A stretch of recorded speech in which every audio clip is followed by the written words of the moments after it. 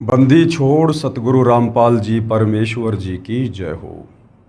परम पिता परमात्मा सारी सृष्टि के रचनहार कुल मालिक असंख्य ब्रह्मांडों के स्वामी जगत गुरु तीनों लोकों में प्रवेश करके सबका धारण पोषण करने वाले राजाधिराज आत्माधार नाथों के नाथ देवों के देव महादेव सर्वेश्वर महेश्वर मृत्युंजय अजरो अमर आदि अनादि सनातनी प्रभु जगत पिता जगदीश्वर श्री श्री 1008 की उपाधि के वास्तविक अधिकारी अकाल मूरत सौद स्वरूपी राम वासुदेव सर्वगतम्बरम परम पूज्य प्रथम पूज्य परम संत परम पुरुष परम धनी परम दयालु सत्य कबीर हक्का कबीर अल्लाहु कबीर अल्लाहु अकबर बाखबर अल्लाह ताला जगत के तारणहार जगत के मुक्तिदाता जगत के जगन्नाथ हारे के सहारे हिंदुओं के राम मुसलमानों के अल्लाह सिखों के वाहिगुरु ईसाइयों के मसीह दया के सागर दयानिधि करुणा के सागर करुणानिधि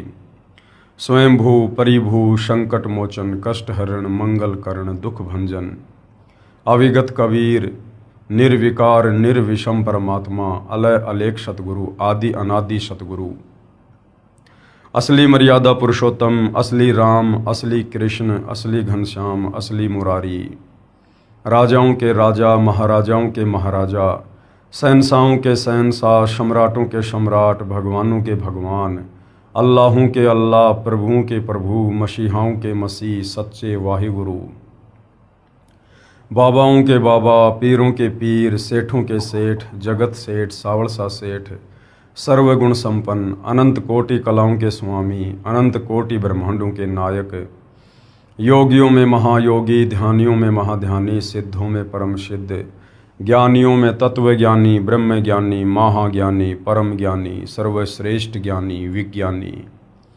युवा कबीर समर्थ कबीर असमवात अमित ओजा सच्चे रहनुमा करीम अल्लाह सुभान अल्लाह दुनिया के अंतिम पैगंबर 8 सितंबर 1951 से गांव धनाना जिला सोनीपत हरियाणा भारतवर्ष की पावन भूमि पे प्रकट रियल कल की भगवान श्री नारायण साकार हरि श्री बाबा साहेब नूर अनंत परमात्मा सच्चे दरवेश सच्चे बाखबर संत श्रोमणी सतगुरु रामपाल जी परमेश्वर जी के चरण कमल में आप और हम सभी भाई बहनों का अनंत कोटि दंडवत प्रणाम। सत्साई भाई और बहनों, बहुत बड़ी दया बहुत बड़ी मेहर पूज्य गुरुदेव भगवान की परमेश्वर रामपाल जी की जिनके शुभ आशीर्वाद से विशेष आशीर्वाद से उन्हीं के कर कमलों द्वारा लिखित उनके अमर सत्संगों का संग्रह पवित्र पुस्तक ज्ञान गंगा के ऊपर वीडियो बनाने की श्रृंखला शुरू हुई है। इस श्रृंखला में आज हमारा ये 19वें नंबर का वीडियो है और प्रत्येक वीडियो में पूज्य गुरुदेव भगवान के आशीर्वाद से हमें भक्ति और भगवान को लेकर अध्यात्म को लेकर शास्त्र अनुकूल साधना को लेकर बहुत कुछ जानने समझने और सीखने को मिल रहा है। भाई और बहनों, ये पवित्र आध्यात्मिक पुस्तक ज्ञान गंगा जो सर्व धर्मों के सर्व पवित्र धर्मशास्त्रों के ज्ञान से प्रमाणित है, इस पवित्र पुस्तक ज्ञान गंगा में हिंदुओं के चारों वेद गीता जी 18 पुराण मुसलमान भाइयों की 4 कतेब तौरात जबूर इंजिल कुरान शरीफ कुरान मस्जिद सिख भाइयों का वाहिगुरु और ईसाइयों की बाइबल से प्रमाणित ज्ञान है। इस पवित्र पुस्तक के अमृत ज्ञान में सुई की नोक रखने जितनी भी कमी किसी भी धर्म का कोई भी धर्मगुरु निकालने में सक्षम नहीं है। अपनी अज्ञानता के चलते चाहे पूरी पुस्तक को ही क्यों ना रिजेक्ट कर दें, ये बात अलग है। तो भाई और बहनों, यदि इस कलयुग की बिचली पीढ़ी में मोक्ष के प्राइम टाइम में यदि आत्मा का कल्याण संभव है तो सिर्फ और सिर्फ पवित्र पुस्तक ज्ञान गंगा को पढ़कर ज्ञान को समझकर और इस पवित्र पुस्तक के लेखक परम संत पूर्ण ब्रह्म परमेश्वर सतगुरु रामपाल जी से उपदेश प्राप्त करके और आजीवन मर्यादा में रहकर करने से ही संभव है। तो भाई और बहनों, सबसे पहले हमने सृष्टि रचना को जानना और समझना बहुत ज़रूरी होता है, क्योंकि जिस प्रकार हम कोई मकान खड़ा करने की सोचते हैं उससे पहले हम नींव भरते हैं और नींव बहुत ही मजबूत भरते हैं। फाउंडेशन जितना मजबूत होगा मकान उतना ही दृढ़ता से सुरक्षित बनेगा। इसी प्रकार ये जो सृष्टि रचना है ये अध्यात्म की मूल है, भक्ति मार्ग का फाउंडेशन है। यदि आपको सृष्टि रचना का ज्ञान नहीं है या आधा अधूरा ज्ञान है या आपको सृष्टि रचना का ज्ञान सुनकर भी उस पर विश्वास नहीं होता है तो आप भले पूर्ण संत से उपदेश लेकर भक्ति शुरू कर दीजिए, आप जी भक्ति को सफल नहीं कर पाएंगे। और जब आप सृष्टि रचना को सुनेंगे, पढ़ेंगे और फिर सर्व धर्मों के पवित्र धर्मशास्त्रों से उसको प्रमाणित होता हुआ देखेंगे तो फिर आपके मन में किसी भी प्रकार की शंका की गुंजाइश नहीं रह जाएगी। तो भाई और बहनों, यदि आवश्यकता है तो सिर्फ सतगुरु रामपाल जी के प्रवचन सुनने की या उनके द्वारा लिखित पवित्र पुस्तकों को पढ़कर समझने की। उसके बाद मोक्ष का रास्ता जो आज से पहले पहाड़ से भी ज़्यादा भारी था, अब आपके लिए पहली कक्षा का कायदा बन जाएगा। यदि कुछ प्राप्त करना सबसे ज़्यादा आसान है तो केवल मोक्ष है। कब? जब हमें ज्ञान समझ में आ जाएगा और हमें विश्वास हो जाएगा कि सतगुरु रामपाल जी हमें जो सूक्ष्म ज्ञान दे रहे हैं, जो तत्व ज्ञान दे रहे हैं, जो सृष्टि रचना उन्होंने बताई है और सर्व धर्मों के पवित्र धर्मशास्त्रों से प्रमाणित करके दिखाई है, उसके बाद भाई और बहनों मोक्ष में किसी प्रकार की कोई संशय नहीं है। और ये मनुष्य जन्म हम केवल मोक्ष प्राप्ति के लिए ही मिलता है। बाकी 184 योनियां हैं, आप जी देख सकते हैं। जितनी बुद्धि परमेश्वर ने सोचने समझने की, तर्क वितर्क की, सलाह मशवरे की, आत्मचिंतन की, मंथन की हम मनुष्यों को दी है, अन्य 184 योनियों में किसी भी पशु पक्षी कीट पतंग को प्राप्त नहीं है। क्योंकि 84 लाख योनियां भोगने के बाद परमेश्वर हमें एक मनुष्य जन्म उपलब्ध करवाते हैं और इस मनुष्य जन्म का मुख्य मकसद होता है पूर्ण संत की तलाश करके, उनसे उपदेश प्राप्त करके, उनकी भक्ति करके और इस काल के 21 ब्रह्मांड से बाहर निकलकर सतलोक जाने के लिए हमें ये अनमोल मनुष्य चोला मिलता है। और यदि हमने इस मनुष्य जन्म को प्राप्त करके, जो बहुत ही अनमोल है, बहुत कीमती है, यदि हमने मोक्ष प्राप्त नहीं किया, जन्म मरण के चक्कर से बाहर नहीं निकले, 184 योनियों की पीड़ाओं से बाहर नहीं निकले, तो भाई और बहनों फिर इस प्रकार की पीड़ाएं हमें अनंत युगों के लिए फिर से यही काल के 21 ब्रह्मांडों में भोगनी पड़ेगी। तो मनुष्य जन्म प्राप्त करके भी यदि किसी ने अपनी आत्मा का कल्याण नहीं करवाया तो संत भाषा में कहते हैं कि धिक्कार है उसकी माता को जिससे उसका जन्म हुआ। तो भाई और बहनों, आप सतगुरु रामपाल जी के ज्ञान को YouTube पर सत्संग सुनकर या फिर पवित्र पुस्तक ज्ञान गंगा को गूगल से डाउनलोड करके PDF के रूप में पढ़िएगा, या सतगुरु रामपाल जी के सत्संग और पुस्तकें पढ़ने के लिए आप उनकी वेबसाइट www.jagatgururampalji.org पर भी सर्च कर सकते हैं। तो भाई और बहनों, इस पवित्र पुस्तक पर 18 वीडियो बन चुके हैं। आज हमारा ये 19वें नंबर का वीडियो है। हमने सृष्टि रचना के विषय में जाना, समझा। उसके बाद सर्व धर्मों के पवित्र धर्मशास्त्र उस सृष्टि रचना को प्रमाणित कर रहे हैं। इसको देखकर सुनकर हमारे को दृढ़ विश्वास हुआ। और उसके बाद जिन जिन महापुरुषों को कबीर परमात्मा स्वयं सतलोक से चलकर पृथ्वी पर प्रकट होकर तत्वदर्शी संत या जिंदा बाबा के रूप में मिले, उनको अपना ज्ञान समझाया, सृष्टि रचना से परिचित करवाया, उनकी आत्मा को शरीर से निकालकर सतलोक लेकर गए, सर्व ब्रह्मांडों से परिचित करवाया, उनका ज्ञान योग खोला। और उन महापुरुषों ने फिर नीचे पृथ्वी पर आकर अपने ग्रंथ लिखे और परमेश्वर की महिमा का बखान किया। इससे भी हमारे को दृढ़ विश्वास हुआ। और उसके बाद हमने पढ़ा कि किस प्रकार वो कबीर परमात्मा सतलोक से चलकर आप और हम आत्माओं के आत्म कल्याण के लिए, काल के बंधन से छुड़वाने के लिए चारों युगों में आते हैं।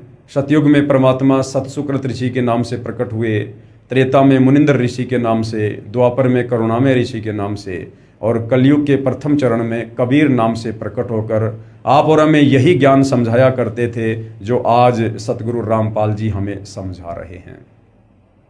तो भाई और बहनों, इससे हमारा विश्वास बढ़ेगा और भक्ति में हमारी रुचि बनेगी। तो भाई और बहनों, जब ऐसे परम संत इस धरती पर आते हैं, प्रकट होते हैं, हम आत्माओं के उपकार के लिए, हमारे उद्धार के लिए, और यदि फिर उन संतों के साथ बेअदबी की जाती है या उनके साथ ईर्ष्या रखी जाती है, घृणा की जाती है, तो फिर वो आत्माएं किस कदर परमात्मा के दरबार में दंड का भागी बनती है। आज हम इस विषय को लेकर जो इस पवित्र पुस्तक में लिखा हुआ है, जो टॉपिक है संत सताने की सज़ा, आज हम इसके ऊपर विचार करेंगे और समझेंगे और हम किसी भी संत का अनादर करने से बचेंगे ताकि हमारे पाप कर्म बढ़ने से बचें और हम परमात्मा के दंड के भागी बनने से भी बचें। तो पवित्र पुस्तक ज्ञान गंगा पेज नंबर 131 है। आज का टॉपिक है संत सताने की सजा।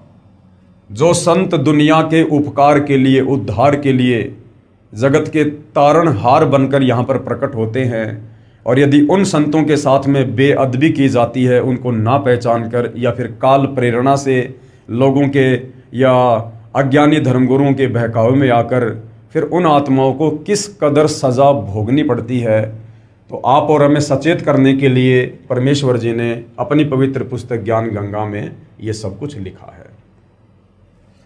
आदरणीय गरीबदास साहिब जी का जन्म पावन गांव छुडानी, जिला झज्जर में श्री बलराम जी धनखड़ के घर हुआ।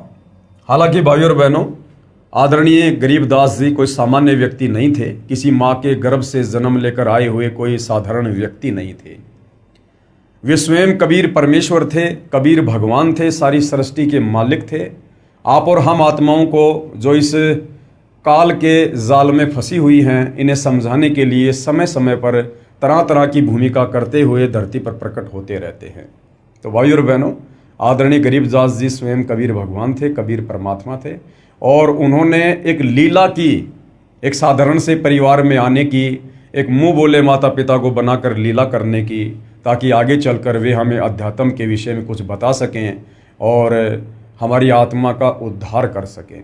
जिस प्रकार आपने सुना होगा कबीर परमेश्वर जी की कथाओं में, परमेश्वर रामपाल जी के प्रवचनों में, कि 650 साल पहले कबीर परमेश्वर जी के नाम पर बादशाह सिकंदर लोदी के धार्मिक गुरु शेख तकी ने पूरे भारतवर्ष में चिट्ठियां डलवा दी थी कि कबीर नीरू पुत्र काशी वाला भंडारा करेगा और सबको एक एक दोहर, एक एक मोहर देगा। 18 लाख व्यक्ति, साधु संत महात्मा बनारस में इकट्ठे हो गए और उस समय कबीर परमेश्वर जी ने एक लीला की, अपना ही एक दूसरा रूप बनाया केशव बंजारे का, और उस भंडारे में आकर बैठ गए और सारी व्यवस्था 18 लाख लोगों के लिए पल भर में कर दी। भंडारा शुरू हो गया। उसके बाद लोग पूछने लगे कि ये भंडारा किसने शुरू किया है, तो बताया कि कबीर जी के पगड़ी बदल एक मित्र हैं, उनके लंगोटिया मित्र हैं, उन्होंने ये भंडारा शुरू किया है। अब भाइयों और बहनों, थे स्वयं कबीर परमात्मा ही जो केशव बंजारा का रूप बनाकर और वहाँ पर सारी व्यवस्था भंडारे की कर रहे थे, लेकिन उन्होंने अपने आप को छुपाया। और जब उनसे पूछा गया दिल्ली के बादशाह सिकंदर लोदी के द्वारा कि आप कौन हैं और कबीर जी के क्या लगते हैं, तो केशव बंजारे के रूप में कबीर परमेश्वर ने कहा कि मैं उनका पगड़ी बदल यार हूँ, और उन्होंने मेरे पास में एक छोटी सी चिट्ठी भेजी थी कि एक छोटा सा भंडारा है, कुछ व्यवस्था करनी है, आप जी सामान लेकर आ जाना। तो भाइयों और बहनों, इसी प्रकार आज से 300 साल पहले कबीर परमात्मा सतलोक से चलकर पहले आदरणीय गरीबदास जी के रूप में सांसारिक दिखावे में लोगों की चरम दृष्टि को धोखा देते हुए कि ये तो माँ के गर्भ से जन्म लेकर आए हैं, इस प्रकार से परमेश्वर सूक्ष्म रूप में, शिशु रूप में प्रकट होकर अपनी लीला शुरू कर देते हैं। और जब ये परमेश्वर लीला में आयु में 10 वर्ष के हो जाते हैं, उसके बाद वही कबीर परमात्मा अपना दूसरा रूप बनाकर जिंदा बाबा वाला सतलोक से प्रकट होते हैं और फिर आमने सामने बातें होती हैं। ये सारा का सारा खेल, ये सारी की सारी लीला, ये डबल रोल आप और हम आत्माओं को अध्यात्म को समझाने के लिए परमेश्वर जी ने किया। तो आदरणीय गरीबदास जी को ये तत्व ज्ञान हो जाने के बाद फिर हम ये नहीं कह सकते कि उनका जन्म हुआ था। वे प्रकट हुए थे और परमेश्वर प्रकट ही होते हैं, क्योंकि वो उस समय सतगुरु की भूमिका में थे। और कहते ना सतगुरु जननी जने जाके माना बाप, पिंड ब्रह्मंड से रहित है ना वहाँ तीनों ताप। तो आदरणीय गरीबदास साहिब जी का प्राकाटे पावन गांव छुडानी, जिला झज्जर में श्री बलराम जी धनखड़ यानी जाट जाति से थे, उनके घर पर हुआ। आप जी को पूर्ण ब्रह्म कबीर परमेश्वर यानी कबीर देव सतलोक यानी जिसको रित धाम भी कहते हैं, वहाँ से चलकर सन 1727 में सह शरीर आकर मिले थे तथा आप जी के शरीर को, आप जी के यहाँ पर जीव लिखा हुआ है, हम परमेश्वर के शरीर के लिए जीव शब्द का प्रयोग नहीं कर सकते हैं, क्योंकि परमेश्वर जीव रहित होते हैं, उनका नूरी शरीर होता है, तेजपुंज का शरीर होता है। तो एक साधारण सी लीला करते हुए लोग दिखावे में तो हम यही कहेंगे कि उनके जीव को शतलोक लेकर गए, लेकिन वास्तविकता कुछ और है जो आपको बता दी गई है। तथा आप जी के जीव को शतलोक लेकर गए थे। पीछे से परिवारजनों ने गरीबदास जी को मृत जानकर चिता पर रख दिया था। उसी समय कबीर देव ने आप जी का जीव वापस शरीर में प्रविष्ट कर दिया। उसके पश्चात आदरणीय गरीबदास जी भी परम पूज्य कबीर देव, कबीर परमेश्वर की आंखों देखी महिमा जन जन को सुनाने लगे। जो भी दुखी प्राणी आप जी से उपदेश प्राप्त करता वही सुखी हो जाता। आप जी की बढ़ती महिमा तथा तत्व ज्ञान के सामने अन्य गुरुओं आचार्यों के अधूरे ज्ञान की पोल खुलने से आसपास के सर्व अधूरे ज्ञान युक्त गुरुजन आचार्यजन आप जी से अत्यधिक ईर्ष्या करने लगे। आसपास के मुख्य मुख्य चौधरियों को उल्टी पट्टी पढ़ा दी, जिससे आसपास के गांव के आम व्यक्ति प्रभु कबीर जी के प्यारे बच्चे आदरणीय गरीबदास जी से घृणा करने लगे। दिल्ली के बाजितपुर गांव में आपका एक शिष्य था, उससे भी पूरा गांव ईर्ष्या करता था, क्योंकि भाई और बहनों, जो भगत अपने गुरु के नक्शे कदम पर चलेगा उसके साथ वही होगा जो शुरुआत में उसके गुरु के साथ होता है। क्योंकि गुरु यहाँ पर स्वयं कबीर होता है, लेकिन एक आम व्यक्ति की तरह भूमिका करता है, एक आम संत का रोल प्ले करता है, होते वे स्वयं परमात्मा ही हैं। और कबीर परमेश्वर जी अपनी वाणी में कहते हैं कि जो मम संत सत शब्द दृढ़ावे वाके संग सब राड बढ़ावे। यानी जो परमेश्वर का भगत होता है और परमेश्वर से प्राप्त ज्ञान को जो आगे बढ़ाता है, उसका प्रचार करता है, तो वो सत ज्ञान होता है, तत्व ज्ञान होता है। वो ज्ञान लोकवेद के विपरीत होता है, इस काल के विचारों के खिलाफ होता है, जिस कारण से काल उस भगतात्मा का विरोध करवा देता है। तो आदरणीय गरीबदास जी जिस प्रकार से एक भगत की भूमिका कर रहे थे, उस भगत की भूमिका में आसपास के जो धर्मगुरु थे, जो शास्त्र विरुद्ध साधना पर जनता को लगाकर रखे हुए थे अपने पेट पोषण के लिए, काल प्रेरणा से उन लोगों ने जनता को गरीबदास जी के विरुद्ध भड़का रखा था। और गरीबदास जी से उपदेश प्राप्त जो भगत थे, जो वास्तव में मर्यादा में रहकर भक्ति करते थे और अपने गुरुदेव के ज्ञान का आगे प्रचार करते थे, उनका भी आसपास के लोग विरोध किया करते थे। तो गरीबदास जी का गांव बाजितपुर में जो भगत था, उससे भी पूरा गांव ईर्ष्या करता था। उसकी प्रार्थना पर, यानी वाजितपुर के उस भगत की प्रार्थना पर आदरणीय गरीबदास जी यानी आप जी कुछ दिन वाजितपुर में ठहरे। उसी समय टिड्डी दल ने आसपास के क्षेत्र में बाजरे की फसल नष्ट कर दी, परंतु आप जी के भगत की फसल को कोई हानि नहीं पहुंचाई। सर्व ग्रामवासी संत गरीबदास जी की महिमा से बहुत प्रभावित हुए तथा ज्ञान को स्वीकार करके अपना आत्म कल्याण करवाया। यानी भाई और बहनों, इस काल के लोक का एक बहुत ही घटिया नियम है। यहाँ पर ज्ञान को जल्दी से स्वीकार करके कोई भी संत की महिमा नहीं करता है, कोई भी संत के आगे घुटने नहीं टेकता है। कब टेकता है? या तो कोई चमत्कार देखता है, या फिर उसके खुद के घुटने टूट लेते हैं हर प्रकार से, फिर वो दुखी होकर संत के सामने घुटने टेकता है। तो वैसे तो बाजितपुर गांव के लोग संत गरीबदास जी के भगत से भी ईर्ष्या करते थे, लेकिन जब गांव की बाजरे की फसल को टिड्डी दल ने नष्ट कर दिया और संत गरीबदास जी के भगत की फसल को जरा भी नुकसान नहीं पहुंचा, तो इस चमत्कार को देखकर कि भाई वास्तव में इसके गुरु में कोई शक्ति है, और पूरा गांव गरीबदास जी के आगे नतमस्तक हो जाता है। आप जी के आदेश से आपके भगत ने उस बाजरे को पूरे गांव में बांट दिया तथा गरीबदास जी के बार बार मना करने पर भी कुछ बाजरा बैलगाड़ी में डाल दिया। अब भाई और बहनों, आप और हमने शिक्षा लेनी है। यहाँ पर गरीबदास जी का जो भगत था बाजितपुर का, जो बाजरा बच गया था, उन्होंने गरीबदास जी से प्रार्थना की कि हे गुरुदेव, कुछ बाजरा आप जी छुड़ानी लेकर जाइए। लेकिन गरीबदास जी ने बार बार मना किया। मना करने के बावजूद भी भगत जबरदस्ती करने लगा। भाई और बहनों, ये गलती उस समय वो आत्मा कर सकती थी, क्योंकि उस समय भक्ति का कंप्लीट कोर्स, कंप्लीट मूल ज्ञान, कंप्लीट सृष्टि रचना गरीबदास जी ने किसी को भी नहीं बताई थी, क्योंकि वो समय नहीं था। आज वर्तमान में वो समय आ चुका है और हम उस समय में जन्म लेकर भक्ति भी कर रहे हैं। ये कलयुग की बिचली पीढ़ी है और हमारे गुरुदेव भी तत्वदर्शी संत हैं, जगत गुरु हैं, और हमें ये भी पता है कि जगत गुरु और तत्वदर्शी संत की भूमिका स्वयं कबीर परमात्मा जी ही निभाते हैं। तो भाई और बहनों, वर्तमान में पहली बात तो हमने गुरु के आगे ज़्यादा बातचीत नहीं करनी होती है, गुरु से ज़्यादा सवाल जवाब नहीं करने होते हैं।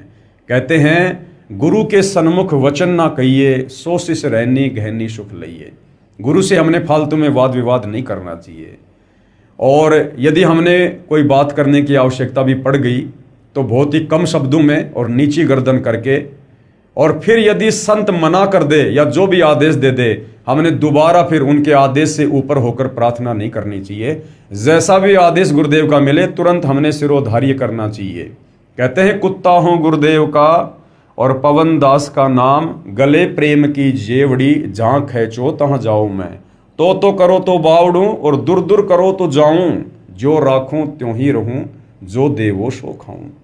तो संत एक बार जो कह दे उसमें चाहे हमारे लिए हानि हो चाहे हमारे लिए लाभ हो, हमने उलट कर संत से फिर किसी प्रकार का कोई सवाल जवाब या वाद विवाद नहीं करना चाहिए। लेकिन गरीबदास जी के बार बार मना करने पर भी कुछ बाजरा बैलगाड़ी में डाल दिया तथा कहा कि प्रत्येक पूर्णमासी में आप भंडारा करते हो, कुछ दान आपके दास का भी हो जाएगा। भक्तों की श्रद्धा को रखते हुए आप जी ने स्वीकृति प्रदान कर दी। आदरणीय गरीबदास जी के 4 लड़के तथा 2 कन्याएं संतान रूप में थी तथा लगभग 1300 एकड़ जमीन के स्वामी थे। अब भाई और बहनों, कबीर परमेश्वर ना ही तो शादी करते हैं और ना ही कबीर परमेश्वर बच्चे यानी संतान मैथुन क्रिया से उत्पन्न करते हैं। इस काल के लोक में जो व्यवस्था इस काल बलि ने बना रखी है, इस हिसाब से कबीर परमात्मा यहाँ पर आप और हमारी चरम दृष्टि को धोखा देते हुए इस प्रकार की लीला करते हैं। और जो बच्चे वे उत्पन्न करते हैं वो उनके वचन के होते हैं, उनके शब्द के होते हैं। वो बच्चे परमात्मा मैथुन क्रिया करके यानी पति पत्नी व्यवहार करके पैदा नहीं करते हैं। हालांकि परमेश्वर की लीलाएं बहुत अजब गजब होती हैं। सामने जो स्त्री होती है, जो परमेश्वर की पत्नी की भूमिका में होती है, उसे तनिक भी महसूस नहीं होता है कि ये मेरे पति हैं या फिर वास्तव में परमेश्वर हैं। उस स्त्री को ऐसा ही लगता है जैसे एक आम स्त्री के साथ उसका पति शारीरिक संबंध बनाता है। लेकिन भाई और बहनों, परमेश्वर की गति को हम नहीं जान सकते। कहते हैं नामा और रैदास रसीला, कोई न जाने अवगत की लीला। इस परमेश्वर की गति को कोई नहीं जान सकता है। तो हमने उनके ज्ञान को समझकर ही हमने ये विश्वास करना होता है कि कबीर परमेश्वर जी के जो गुण हैं, जो लक्षण हैं और उनका जो तेज पुंज का शरीर होता है, वो इस प्रकार से पति पत्नी व्यवहार करके बच्चे उत्पन्न करने का नहीं होता है। और ना ही वो परमात्मा इस प्रकार का गंदा कर्म कभी करते हैं। उनके आसपास इस प्रकार की सोच भी नहीं होती है। तो गरीबदास जी के जो 4 लड़के और 2 लड़कियां थी, वो उनके वचन के बच्चे थे, लेकिन सांसारिक दृष्टि में उनको उनके बेटा बेटी ही बोला जाता है। उसी बैलगाड़ी में बैठकर आप गांव छुडानी को चल पड़े। रास्ते में गांव काणोदा के पास बैलगाड़ी पहुंचते ही पहले से सुनियोजित षड्यंत्र स्वार्थी गुरुओं आचार्यों ने संत गरीबदास जी को घेर लिया, सर्व बाजरा लूट लिया तथा उसी गांव के चौधरी छाजूराम छिकारा को सूचना कर दी कि वो हिंदू धर्म का द्रोही पकड़ लिया है। गरीबदास जी ने मना किया था कि भैया बाजरा मत दे, बाजरा मत दे। गरीबदास जी को पता था कि ये व्यर्थ में जाएगा, क्योंकि संत अंतर्यामी होते हैं, जानी जान होते हैं। लेकिन भगत ने फिर भी जिद की और जबरदस्ती बैलगाड़ी में बाजरा डाल दिया। वो बाजरा उन षड्यंत्रकारी लोगों ने लूट लिया। वो बाजरा भंडारे में नहीं लग पाया। और क्या किया? स्वार्थी गुरुओं आचार्यों ने संत गरीबदास जी को घेर लिया, सारा बाजरा लूट लिया तथा उसी गांव के चौधरी छाजूराम छिकारा को सूचना कर दी कि वह हिंदू धर्म का द्रोही पकड़ लिया गया है। आज सतगुरु रामपाल जी के साथ भी उनको ना पहचान कर, एक आम व्यक्ति मानकर, आम संत जानकर, उनके साथ भी काल प्रेरणा से ये आचार्य, धर्मगुरु और आम जनता के लोग जिनका थोड़ा बहुत कोई स्वार्थ होता है, वो वही व्यवहार कर रहे हैं जो गरीबदास जी के साथ हो रहा था। आज सतगुरु रामपाल जी शास्त्र अनुकूल शत भक्ति दे रहे हैं, महाउपकारक कार्य कर रहे हैं, दुखियों के जीवन को सुख में तब्दील कर रहे हैं। उसके बावजूद भी उन्हें तरह तरह की संज्ञा दी जाती है, उनके ज्ञान को ना सुनकर, ना समझकर, कि ये हिंदू देवी देवताओं के विरोधी हैं, ये सनातन धर्म के विरोधी हैं, आदि आदि। चौधरी छाजूराम जी के आदेश से चौपाड़ में बांध दिया गया। अब आदरणीय गरीबदास जी को चौधरी जी के आदेश से गांव की चौपाल में बांध दिया गया। अब देखना भाइयों और बहनों, संत को सताने की कितनी बड़ी सजा मिलती है। जैसे वर्तमान में पूर्ण संत की भूमिका सतगुरु रामपाल जी कर रहे हैं, इनके अलावा धरती पर और कोई पूर्ण संत नहीं है। और जिस प्रकार से 2006 में करोथा कांड हुआ, सतगुरु रामपाल जी को सताया गया, 21 महीने उनको जेल हुई, बेवजह उनको यातनाएं दी गई। उसके बाद 2014 में बरवाला कांड हुआ, बेवजह निर्दोष सतगुरु रामपाल जी को लगभग 11.5 वर्ष जेल में रहना पड़ा। तो भाइयों और बहनों, जिन जिन लोगों ने संत को सताने में अपनी अपनी प्रत्यक्ष या अप्रत्यक्ष भूमिका निभाई है, उन लोगों को समय आने पर जिस प्रकार से आगे चलकर गरीबदास जी को सताने वाले सजा भोगेंगे, इस प्रकार से उन लोगों को भी वो सजा भोगनी ही पड़ेगी। चौधरी छाजूराम जी को सरकार की तरफ से कुछ कानूनी अधिकार प्राप्त थे। 6 महीने की सजा और 500 रुपये जुर्माना तथा महादोषी को काठ में बंद करना आदि सम्मिलित थे। काठ में बंद करना मतलब एक विशेष प्रकार की सजा थी जिसमें बहुत ज्यादा पीड़ा होती थी। तो चौधरी छाजूराम जी को सरकार की तरफ से ये 3 प्रकार की सजा देने का अधिकार था। यानी 6 महीने की सजा, 6 महीने तक वो किसी को भी जेल में डलवा सकते थे। 500 रुपये का जुर्माना लगा सकते थे। उस समय 500 रुपये समझो आज के 5 लाख रुपए। तथा महादोषी को, यानी जिसने कोई बहुत बड़ा दोष कर दिया हो, उस अपराधी व्यक्ति को काठ में बंद करना आदि आदि सम्मिलित थे।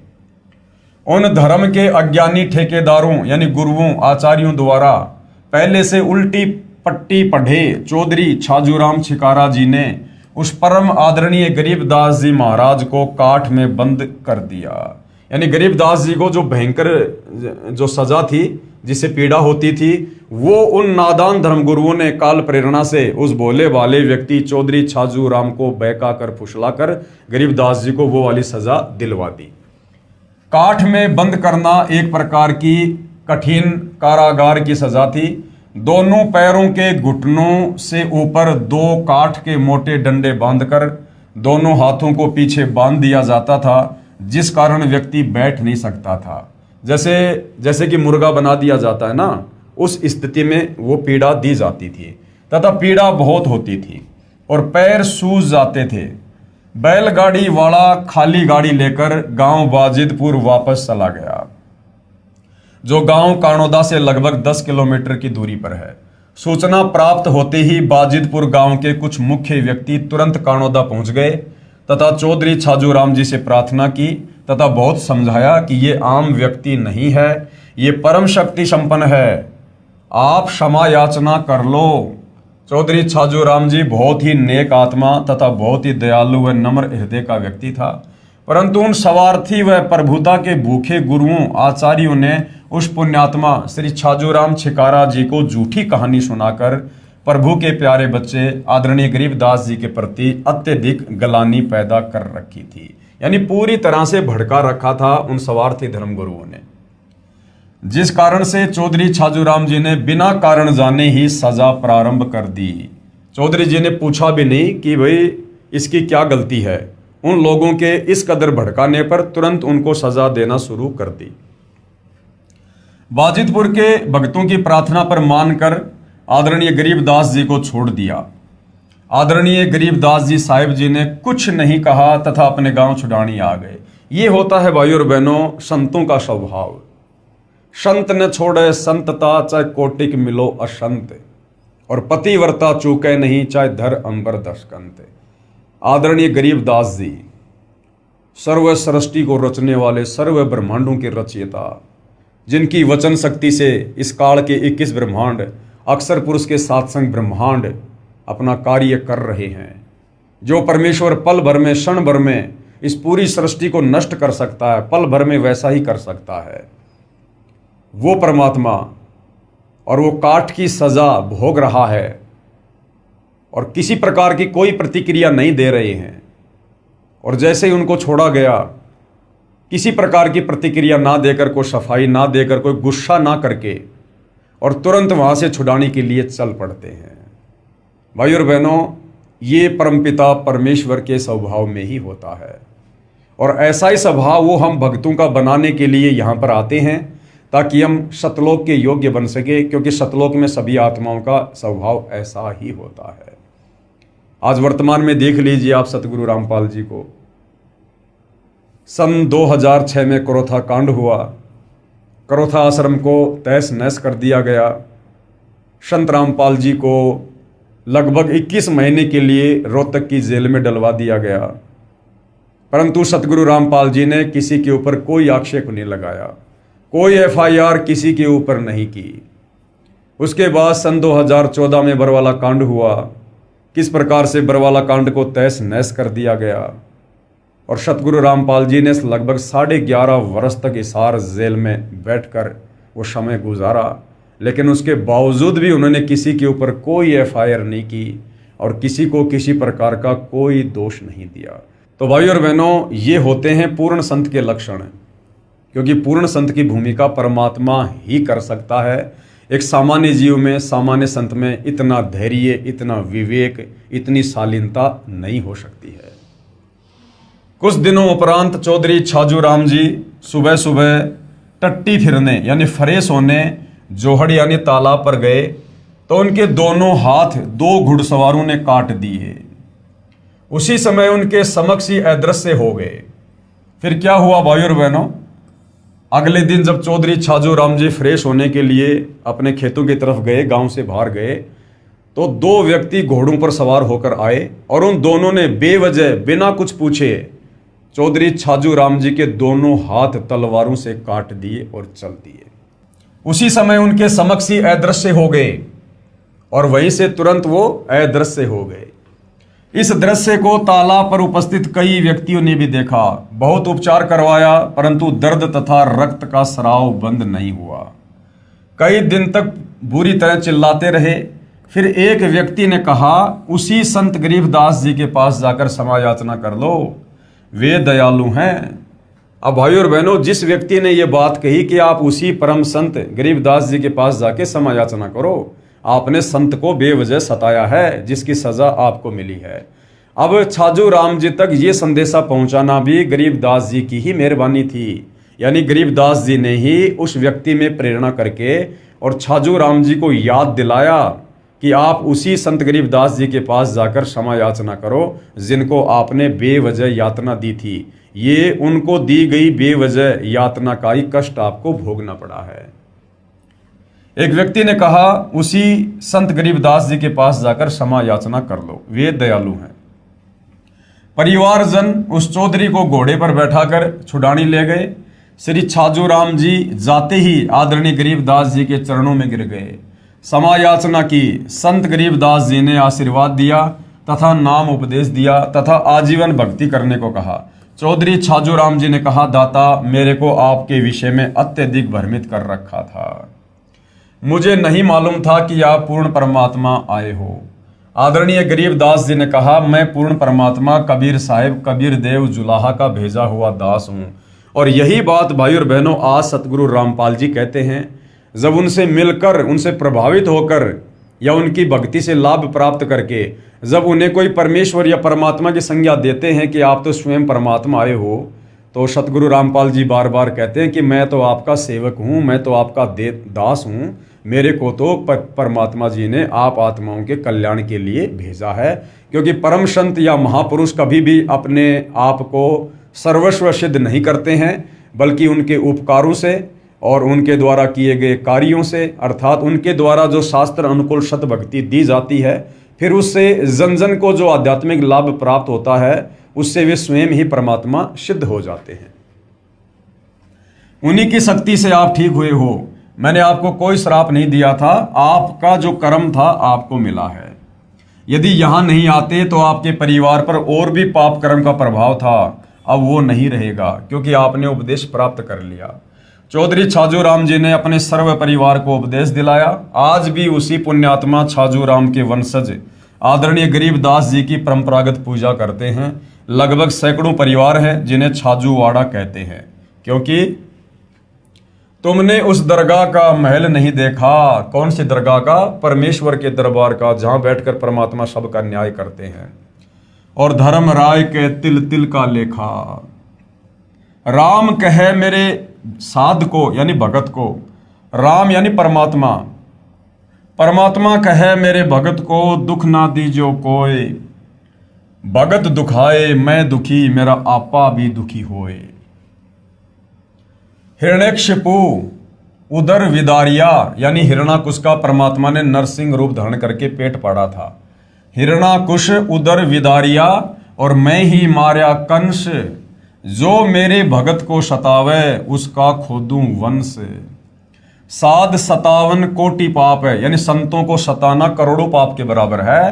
अनगिन हत्या अपराधम, और दुर्वासा की कलप से प्रलय हो गए यादव। उपरोक्त वाणी में सतगुरु गरीबदास जी प्रमाण दे रहे हैं कि परमेश्वर कहते हैं कि मेरे संत यानी भगत को दुखी मत कर देना। जो मेरे संत को दुखी करता है समझो मुझे दुखी करता है, क्योंकि उपदेश प्राप्त करने के बाद संत यानी भगत किसी को भी दुखी नहीं करता है, ना उसकी मनसा होती है किसी को परेशान करने की। और ऐसे पुण्यात्मा के साथ यदि कोई बदतमीजी करता है, बेअदबी करता है, उसको दुखी करता है, तो समझो कि वो परमात्मा को ही दुखी कर रहा है। और परमात्मा के साथ पंगा लेने वाले का फिर आने वाले समय में क्या हश्र होता है ये सर्वविदित है। जब मेरे भगत प्रहलाद को दुखी किया तब मैंने हिरण्यकशिपु का पेट फाड़ा और मैंने ही कंस को मारा। और जो मेरे साधु यानी भगत को दुखी करेगा मैं उसका वंश मिटा दूंगा, उसका वंश ही मिटा दूंगा। जैसे दुर्योधन ने यानी कौरवों ने पांडवों को बेवजह दुखी किया, परमेश्वर ने उनका वंश ही मिटा दिया। लंकापति रावण ने श्री रामचंद्र जी को बेवजह दुखी किया, उसकी पत्नी का अपहरण किया, परमात्मा ने रावण का वंश ही समाप्त कर दिया। आज रावण के वंश में कोई दीपक लगाने वाला भी नहीं है। उसके बाद में कंस ने श्री कृष्ण जी को बेवजह दुखी किया, परेशान किया, परमात्मा ने उस कंस का नामो निशान ही समाप्त कर दिया, वंश ही समाप्त कर दिया। इसलिए संत को सताने के करोड़ों पाप लगते हैं। तो भाई और बहनों, जिन जिन लोगों ने परम संत, पूर्ण संत जो भूमिका गरीबदास जी कर रहे थे उससे भी कई गुना ज्यादा अव्वल दर्जे की भूमिका आज सतगुरु रामपाल जी कर रहे हैं। आदरणीय गरीबदास जी भी स्वयं कबीर परमात्मा थे, लेकिन अपने आप को छुपा कर लीला कर रहे थे। सतगुरु रामपाल जी भी स्वयं कबीर परमात्मा हैं, लेकिन अपने आप को छुपा कर लीला कर रहे हैं। तो जिस प्रकार से भाई और बहनों करोथा कांड के समय जिन जिन लोगों ने उनके साथ बेअदबी की है, आगे चलकर उन तमाम लोगों का क्या हश्र हुआ, ये आप जी उनके द्वारा लिखित 2 पुस्तकें हैं। एक तो करोथा कांड और दूसरी है भोगेगा अपना कियारे। उसके ऊपर भी मैं वीडियो बना चुका हूं, आप जी सोशल मीडिया पर देख सकते हैं कि किस प्रकार से करोथा के आसपास के गांव वाले, डिग्गल वाले, बागपुर वाले, करोथा वाले, इन गांव वालों को किस प्रकार से असहनीय पीड़ाओं का सामना करना पड़ा। लोगों की अकाल मृत्यु हुई, कोई बीमारी से मरा, कोई एक्सीडेंट से मरा, कोई तड़प तड़प के मरा। जिन लोगों ने करोथा कांड में प्रत्यक्ष या अप्रत्यक्ष रूप में हमले में अपनी भूमिका अदा की थी। उसके बाद 2014 बरवाला कांड, और जिन जिन लोगों ने बरवाला कांड में जैसे भी अपनी भूमिका अदा की, कुछ लोगों के साथ तो उनके द्वारा की गई बेअदबी की सजा उन्हें मिल चुकी है और बाकी लोगों को आने वाले समय में मिलनी बाकी है, क्योंकि ये परमेश्वर का विधान है। तो कहते हैं जो मेरे साधु को दुखी करेगा मैं उसका वंश मिटा दूंगा। इसलिए संत को सताने के करोड़ों पाप लगते हैं। जैसे अनगिन यानी अनंत हत्याएं कर दी हों।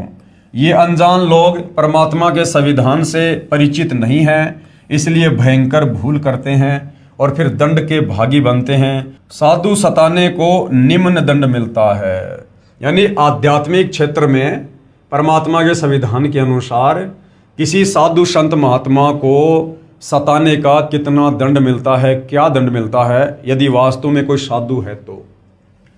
यदि एक मनुष्य दूसरे मनुष्य की मृत्यु कर देता है तो उसका अगले जन्म में हत्या करने से पूरा हो जाता है। मान लीजिए आज किसी ने किसी भी कारणवश किसी की हत्या कर दी, तो अगले जन्म में वो अपनी हत्या का बदला चुका देता है। यानी जिसकी हत्या की गई थी अगले जन्म में वो कोई न कोई मनुष्य जन्म प्राप्त करके और सामने वाले की हत्या करके अपना बदला पूरा कर लेता है। परंतु जिन्होंने संत को सताया है उनका बदला 1 या 2 जन्म में पूरा नहीं होता। लेकिन संत को सताने का बहुत बड़ा दंड है जो अनंत जन्मों में भी पूरा नहीं होता। सतगुरु अपनी वाणी में कहते हैं, अर्धमुखी गर्भवास में हरदम बारंबार। कितनी बड़ी सजा मिलती है संत को सताने वालों को। अर्धमुखी यानी माँ के गर्भ में ऊपर को पैर और नीचे को सर। अर्धमुखी गर्भवास में हरदम बारंबार यानी बारंबार। कब तक? जब तक ये सृष्टि प्रलय में नहीं आएगी तब तक उस व्यक्ति को जिसने संत को सताया है, उस व्यक्ति को 9 महीने माँ के गर्भ में बारंबार नीचे को सर ऊपर को पैर करके नरक कुंड भोगना पड़ेगा और जन्म लेते ही तुरंत उसकी मृत्यु हो जाएगी। फिर वापस उसको माँ के गर्भ में वही सजा। तो ये सजा उसको अनंत बार मिलेगी, बारंबार मिलेगी, जब तक सृष्टि का संहार नहीं हो जाएगा। अर्धमुखी गर्भवास में हरदम बारंबार और झूनी भूत पिशाच की। और अगर योनि भी मिलेगी तो किसकी मिलेगी? भूत या पिशाच की।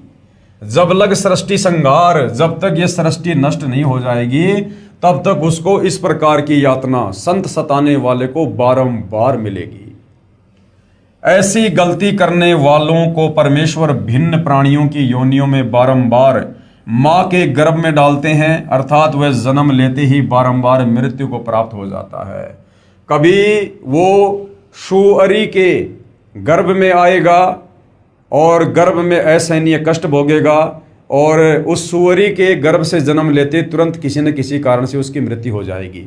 फिर अगला जन्म परमात्मा उसको कुतिया के जो है गर्भ में डालेगा, फिर कुतिया के गर्भ में वो असहनीय पीड़ा भोगेगा, फिर जन्म लेते ही किसी न किसी कारण से तुरंत उसकी मृत्यु हो जाएगी। इस प्रकार अनंत बार वो माँ के गर्भ में ऐसे ही जन्मेगा और मरेगा और कष्ट भोगेगा। और थोड़ा बहुत यदि उसको जन्म मिला तो भूत या पिशाच की योनि उस व्यक्ति को प्राप्त होती है जो संत को दुखी करता है। अब संत भाई और बहनों कोई तत्वदर्शी संत ही नहीं होता कि भाई किसी गुरु को सताएंगे तो ही जो है हमें यहाँ पर यह दंड मिलेगा। संत यानी भगत, जो भक्ति करता है। अरे तत्वदर्शी संत तो स्वयं परमात्मा होते हैं, लेकिन इस प्रकार की भूमिका करके वो हमें सावधान करते हैं कि जो मेरे से उपदेश प्राप्त करके जो भक्ति करता है और जो किसी को दुखी नहीं करता और उसके बावजूद भी यदि उसको कोई दुखी करेगा, वो चाहे भगत हो चाहे जगत हो, फिर उसको इस प्रकार की यातनाएं भोगनी पड़ेंगी, वो चाहे भगत ही क्यों ना हो। तो भाई और बहनों, हम बेवजह अपनी अज्ञानता के चलते एक दूसरे को दुखी करके सताकर इस प्रकार की सजा मोल ले लेते हैं। परमात्मा किसी का सगा नहीं है। परमेश्वर का विधान चाहे जगत हो चाहे भगत हो, सबके ऊपर समान रूप से लागू होता है। ऐसी गलती करने वालों को परमेश्वर भिन्न भिन्न प्राणियों की योनियों में बारंबार माँ के गर्भ में डालते हैं, अर्थात वह जन्म लेते ही बारंबार मृत्यु को प्राप्त हो जाता है। और जब तक सृष्टि प्रलय नहीं हो जाती तब तक भूत पिशाच की योनि वह माँ के गर्भ में महान कष्ट रखता है, जो बहुत ही दुखदायी होता है। और जब तक क्षमा नहीं मिलती तब तक सताया हुआ संत ही क्षमा नहीं कर देता। और कब तक क्षमा नहीं मिलती भाई और बहनों? जिस संत को उसने सताया है, जिस भगत को उसने दुखी किया है, जब तक वो भगत उसे माफ ना कर दे तब तक भाई और बहनों उस सताने वाले व्यक्ति को, वो चाहे जगत हो चाहे भगत हो, उसको माफी नहीं मिलती है। इस कथा को समझाने के लिए परमेश्वर हमें एक उदाहरण दे रहे हैं। एक बार दुर्वासा ऋषि ने अभिमानवश, ये दुर्वासा कौन थे? वैसे तो दुर्वासा ऋषि जो है ये सतयुग में भी होते हैं, त्रेता युग में भी होते हैं, द्वापर में भी होते हैं, क्योंकि एक प्रकार की सिद्धि होती है जिस सिद्धि से बहुत सारे चोले धारण कर लेते हैं। तो दुर्वासा ऋषि जब सतयुग में थे उस समय राजा अमरीश के साथ उन्होंने बेअदबी की थी और उसकी क्या सज़ा उनको भोगनी पड़ी थी। और द्वापर युग में यही दुर्वासा ऋषि श्री कृष्ण जी के धार्मिक गुरु भी थे। तो जब दुर्वासा ऋषि सतयुग में थे उस समय की ये कथा है। एक बार दुर्वासा ऋषि ने अभिमानवश अम्बरीश ऋषि को मारने के लिए अपनी शक्ति से एक सुदर्शन चक्र छोड़ दिया। सुदर्शन चक्र अम्बरीश ऋषि के चरण छूकर वापस दुर्वासा ऋषि को मारने के लिए दुर्वासा की तरफ ही चल पड़ा। दुर्वासा ऋषि ने सोच लिया कि तूने बहुत बड़ी गलती कर दी है, लेकिन अधिक समय न रहता देख दुर्वासा सुदर्शन चक्र के आगे आगे भाग लिया। भागता भागता श्री ब्रह्मा जी के पास गया और बोला कि हे भगवान, कृपया आप मुझे इस सुदर्शन चक्र से बचाओ। इस पर ब्रह्मा जी बोले कि ऋषि जी, ये मेरे वश की बात नहीं है। अपने सिर पर से बला को टालते हुए कहा कि आप भगवान शंकर के पास जाओ, वे ही आपको बचा सकते हैं। ये सुनते ही दुर्वासा ऋषि भगवान शंकर के पास गया और बोला कि हे भगवान, कृपया करके आप मुझे इस सुदर्शन चक्र से बचाओ। इस पर भगवान शिव ने भी ब्रह्मा जी की तरह टालते हुए कहा कि आप श्री विष्णु भगवान के पास जाओ, वही आपको बचा सकते हैं। क्योंकि सुदर्शन चक्र ने उग्र रूप धारण कर रखा था और वो सुदर्शन चक्र कोई इस त्रिलोकीय विष्णु का नहीं था, स्वयं कबीर भगवान उस समय जो है उस सुदर्शन चक्र के रूप में समझ लो। यानी कबीर परमात्मा जी के तेज से ही उस सुदर्शन चक्र ने इतना उग्र रूप धारण किया, जिससे ब्रह्मा जी और शंकर जी भी उस आपत्ति को टालने में जो है समर्थ दिखाई नहीं दिए। ये सुनते ही भगवान विष्णु जी के पास जाकर दुर्वासा ऋषि ने कहा कि हे भगवान, आप ही मेरे को इस सुदर्शन चक्र से बचा सकते हो। अब उधर भाई और बहनों क्या हुआ, कबीर परमात्मा जी ने उधर से विष्णु जी का रूप धारण किया और अलग से विष्णु लोक की रचना की और सर्व देवी देवताओं को अपने पास बैठाकर वहां पर लीला करने लगे। क्योंकि परमात्मा ने अपने भगत की महिमा को संसार में बनाना होता है और ये दिखाना होता है, उदाहरण कोड करना होता है कि सच्ची भक्ति करने वाला भगत यदि उसको कोई सताएगा, दुखी करेगा, तो किस कदर सामने वाले को सजा भोगनी पड़ती है। और साथ में ये भी दिखाया कि आप चाहे कितने बड़े ऋषि हो, चाहे महात्मा हो, यदि आपने भक्ति मर्यादा को तोड़ा और किसी के साथ बेअदबी की तो आपको भी नहीं बख्शा जाएगा। क्योंकि दुर्वासा बहुत बड़ा संत था, योगी था, तपस्वी था, तीनों लोकों में उसका डंका बजता था। ब्रह्मा विष्णु महेश भी उनके नाम से कांपते थे कि कहीं कोई श्राप ना दे दे। और राजा अम्बरीश जो राजा था, लेकिन वो शत भक्ति भगवान विष्णु की करता था, जिस कारण से उस शत भक्ति के प्रभाव से और दुर्वासा ऋषि को भी अपनी जान बचाना भारी पड़ गया। ये सुनते ही भगवान विष्णु जी के पास जाकर दुर्वासा ऋषि ने कहा कि हे भगवान, आप ही मेरे को इस सुदर्शन चक्र से बचा सकते हो। देखो, श्री ब्रह्मा जी ने कहा कि भैया मैं नहीं बचा सकता, श्री शंकर जी ने कहा मैं नहीं बचा सकता, तो विष्णु जी फिर क्या हैं? ये तीनों भाई तो हैं, ब्रह्मा विष्णु महेश, और तीनों के पास में बराबर पावर है। तो जब ब्रह्मा जी नहीं बचा पाए सुदर्शन चक्र से, शंकर जी नहीं बचा पाए, तो अगर वो विष्णु उस समय वहां होते तो विष्णु जी कैसे बचा सकते थे? तो उस समय वहां पर विष्णु का रूप धारण करके ये लीलाधर कबीर भगवान सर्व देवी देवताओं को इकट्ठा करके स्वयं ही वहां पर शेषनाग की सैया पर लेट गए। क्योंकि परमात्मा ने बाकी के देवी देवताओं को भी ये दिखाना था, क्योंकि दुर्वासा ऋषि के आगे बाकी के देवी देवता भी डरा करते थे, भयभीत थे। तो परमात्मा ने उन देवी देवताओं का भय भी समाप्त करना था। और दुर्वासा ने कहा कि आप ही मेरे को इस सुदर्शन चक्र से बचा सकते हो, वरना ये मेरे को काट कर मार डालेगा। इस पर भगवान विष्णु जी ने कहा कि हे ऋषि जी, यानी भगवान विष्णु रूप में कबीर परमात्मा ने कहा कि हे ऋषि जी, ये सुदर्शन चक्र आपको क्यों मारना चाहता है? क्योंकि परमात्मा वहां पर बैठे साथ उन 33 करोड़ देवी देवताओं को भी हकीकत से परिचित करवाना चाहते थे। ऋषि ने उपरोक्त सारी कहानी बताई कि ऐसे ऐसे मैं अम्बरीश जी के पास गया था, अम्बरीश अपनी साधना कर रहा था, मैंने उसको ज़बरदस्ती ऐसी ऐसी साधना के लिए कहा तो उसने मना कर दिया बड़े प्यार प्रेम से, लेकिन मैंने गुस्से में आकर और उसको मारने के लिए सुदर्शन चक्र छोड़ दिया और उल्टा ये सुदर्शन चक्र मुझे ही मारने के लिए दौड़ पड़ा।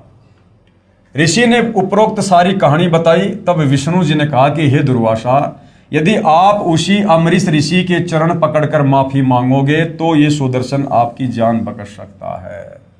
कि भैया उसी भगत के पास वापस जा जिसको तूने दुखी किया, परेशान किया, जिसके साथ तूने बेअदबी की, अगर वो माफ करेगा तो तेरा ये कष्ट कटेगा, नहीं तो नहीं कटेगा। परमात्मा काट सकते थे, समर्थ थे, लेकिन मालिक ने उदाहरण पेश करना था ये कि जिसको सताओगे, जब तक वो तुम्हें आत्मा से माफ नहीं करेगा, तुम्हारा वो दंड कभी भी जो है वो कम नहीं होगा। अन्यथा मैं तो क्या, कोई भी देव आपको नहीं बचा सकता, इसका दूसरा कोई विकल्प ही नहीं है। मरता क्या नहीं करता। दुर्वासा ऋषि वापस जाकर अमरीश ऋषि के चरण पकड़कर रोने लगा और माफी मांगी। तब अमरीश ऋषि ने वह सुदर्शन चक्र अपने हाथ में पकड़ दुर्वासा ऋषि को दिया और कहा कि संतों ऋषियों के साथ बेअदबी कभी नहीं करनी चाहिए, उसका परिणाम बहुत बुरा होता है। श्री कृष्ण गुरु कशनी हुई और बचेगा कौन। श्री कृष्ण जी के आध्यात्मिक गुरु थे दुर्वासा जी। अब सोचिए, 3 लोक के भगवान विष्णु जी जो कृष्ण रूप में थे और जिन्होंने दुर्वासा को गुरु बनाया, तो दुर्वासा कितना शक्तिशाली होगा। और कहते हैं संतों के साथ बेअदबी करने पर जब परमात्मा ने दुर्वासा जैसों को भी नहीं बख्शा, तो आम व्यक्ति यदि साधु संतों को दुखी करेगा, परेशान करेगा, तो उनके साथ में क्या बीतेगी। जब श्री कृष्ण जी के गुरुजी दुर्वासा जैसे ऋषियों की ये हालत है, तो आम आदमी कैसे बच सकता है। तो भाई करोथा कांड से लेकर और बरवाला कांड में जिन जिन लोगों ने परम संत सतगुरु रामपाल जी के साथ में बेअदबी की है, उन तमाम भाई बहनों से दास प्रार्थना करेगा कि भाई अति शीघ्र अपने उन महापापों की, गुनाहों की क्षमा याचना कर लीजिएगा। परम संत बड़े दयालु होते हैं और सतगुरु रामपाल जी तो महादयालु हैं। हो सकता है परमेश्वर आप जी को माफ़ कर दें और आप उनसे उपदेश लेकर अपनी आत्मा के कल्याण के लिए भक्ति शुरू करें। अन्यथा परम संत सतगुरु रामपाल जी ने करोथा कांड में जिन जिन लोगों ने उनके साथ बेअदबी की है, उसका परिणाम उन्होंने परमात्मा के विधान अनुसार बता रखा है कि समय आने पर उन लोगों को इतने लंबे लंबे कीड़े पड़ेंगे, इतने लंबे लंबे कीड़े। तो भाइयों और बहनों, अभी समय है, परमात्मा धरती पर है और संत के धरती पर रहते सहते यदि उनको प्रसन्न किया जाए, उनसे माफ़ी मांगी जाए, तो हो सकता है आप उस दंड की सजा से बच सकते हो। अन्यथा साध वचन पलटे नहीं, चाहे पलट जाएं ब्रह्मांड।